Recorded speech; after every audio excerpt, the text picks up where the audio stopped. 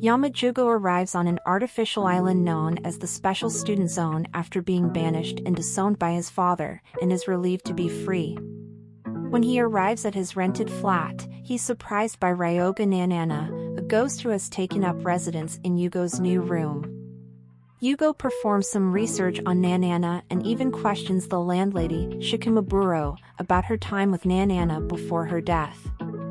After playing some games with her to decide who's the master of Yugo's room and hurting his arm in the process, Nanana reveals that she was formerly an explorer and a member of the Great Seven Club. Yugo even learns about Nanana's collection, a collection of extraordinary jewels strewn throughout the island.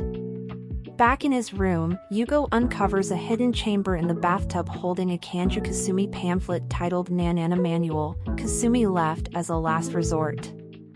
In addition to presenting information on Nanana and the Adventure Club, Monstery, a phantom thief gang steals an item from one of the buildings late at night. Yugo observes a little parachute containing a small box and a transponder while returning from a convenience shop. While Yugo and Nanana now return to his room, they discover the box contains a blue gem known as the light-up lie detector, which is part of Nanana's collection. Yukihime and Shu, members of the Matsuri gang, argue over the failed theft since the diamond is nowhere to be found. Sensei, a teenage investigator, examines the homicide site with her assistant, Daruku, the following morning and meets her top suspect, Yugo, in his room. In the course of her inquiry, Tensei looked at surveillance videos from convenience stores and even covertly unlocked Yugo's phone. Yugo hands up the box holding the diamond after viewing the evidence that he's a thief. Sensei was arrested the following morning and accused of stealing the diamond. Tensei and Daraku will soon move to Yugo's school. Isshin Yuiga, the head of the adventure group, invites Yugo to join his club after being enticed by Yu, dressed as a maid. Nanana discloses to Yugo, after Yuiga's encounter with Nanana, that the murderer who killed her had a dragon mark on the back of her neck, and Yugo offers to assist her in finding the perpetrator. Yuiga puts Yugo, Tensei, and Daraku to the test the following day with a ruin. Sensei solves the ruin's problem, but all three pass and become formal members of the organization, despite Yugo's efforts to brute force the assignment with his strength and energy. Yuiga makes tea for the three using the collection item, the teapot that requires no leaves, which was initially found in the treasure chest of the test ruin. After playing one of Nanana's games, she provides Yugo a tip on where he can find an item from her collection, and the Adventure Club finds the treasure at the Rising Building retail complex. Tensei can see through the mirror and use his forced perspective tactics to pinpoint the precise location of the trial. The three people charged with obtaining the object are Yuga, Yugo, and Tensei. When they go inside the chamber, equipment starts whirring and creating a labyrinth of tubes. They swiftly recognize the maze's danger, and Yugo saves Tensei's life. They're able to reach the treasure box by combining Yugo's and Yukihime's agility with Tensei's puzzle-solving abilities. Yuga betrays Tensei and Yugo after acquiring the wealth, leaving them stuck in the midst of the chamber. Yugo tells Tensei that he has summoned the cops to rescue them. As they're having a moment atop the box, two police officers arrive to assist them, and Yugo is detained for interrogation. It turns out the police officers are from Matsuri. Back at Yugo's, Nanana tells that Yuga received the Wizard's King, which gave the bearer any desire, while Tensei informs Yugo that she has located Yuga and plans to sell the king to Akaku Shinju, the Great Seven's leader. Kosumi leaves Nanana in a flashback, admitting she witnessed her destiny in the future, revealing a mirror.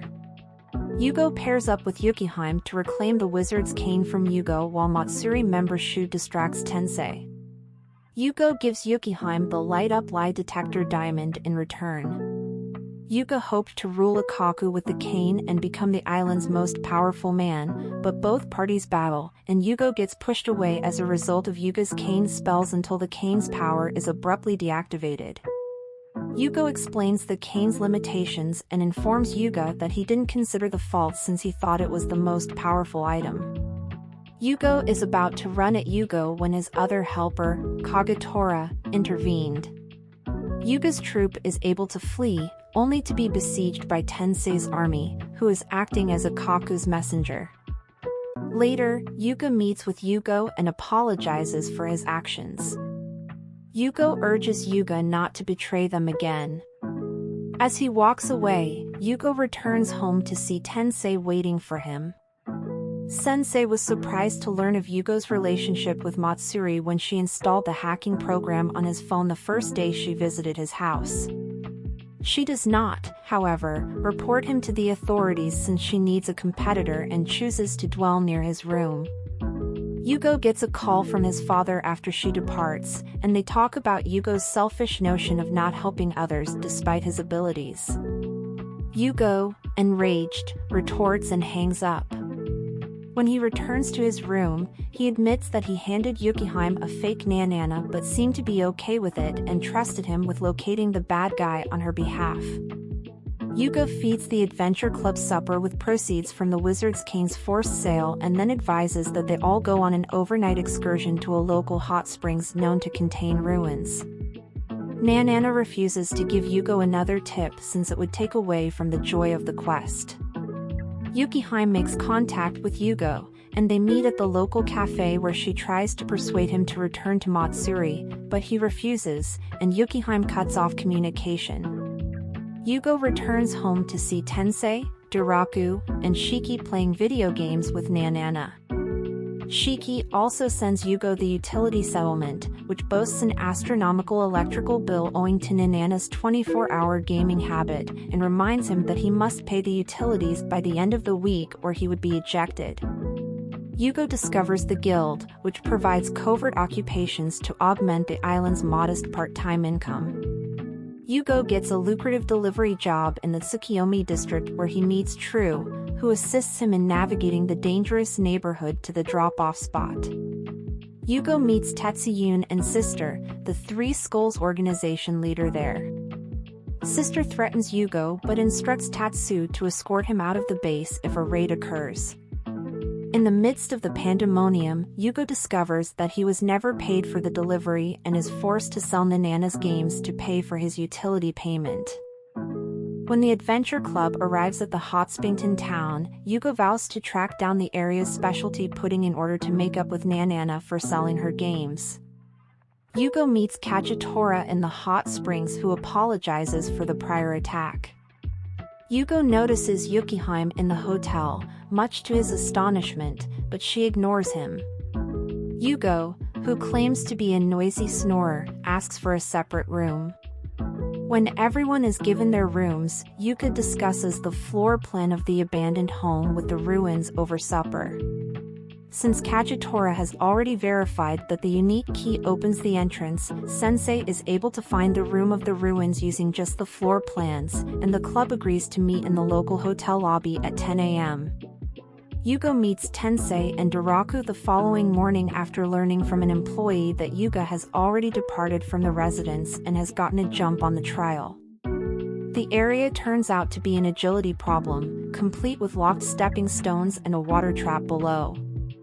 Sensei is dubious to Yugo's rapid approach to the chamber given that Kagetora is still having difficulty despite his head start.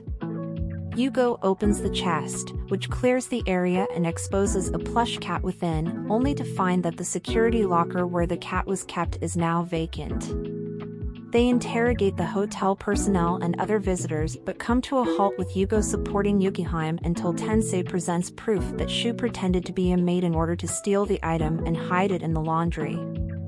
Sensei confronts Yugo on the train home, assuming he collaborated with the Matsuri couple to steal Nanana's collection item and leaked the ruin site for money to pay for the utilities. Back in room 202, however, Nanana reveals that the stuffed cat is not part of her collection, and as a result, she locks Yugo out for selling the games. Nanana grudgingly forgives Yugo when he pledges to purchase more games and the gourmet pudding Yugo shipped to the flat arrives. The genuine Nanana's collected treasure from the hot spring ruins, an exquisite golden steak, was also buried in the pudding box. Yugo opted to travel to the ruins at night to secure the treasure first, replacing it with the plush cat toy decoy since Yukihime was also at the hot springs and may have overheard the Adventure Club's supper preparations. Sensei and Daraku come in the doorway, and Sensei promises Yugo that she will not reveal him despite overhearing the confession. After all, everything to gain an edge should be fair game when it comes to obtaining Nanana's collection.